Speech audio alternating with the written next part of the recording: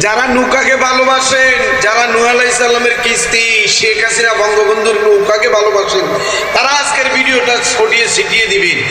যেই সকল আওয়ামী লীগের হাইব্রিড দুর্নীতিবাজ নেতারা এই নৌকাকে সিডল, আইলা, বন্যা কবলিত দুর্যোগের ভিতরে একা পেলে পৃথিবীর বিভিন্ন প্রান্তরে চলে গেছে, এখন পর্যন্ত নৌকার খোঁজখবর নিচ্ছে না, তাদের উদ্দেশ্যে ধিক্কার, তীব্র নিন্দা, প্রতিবাদ জানাই।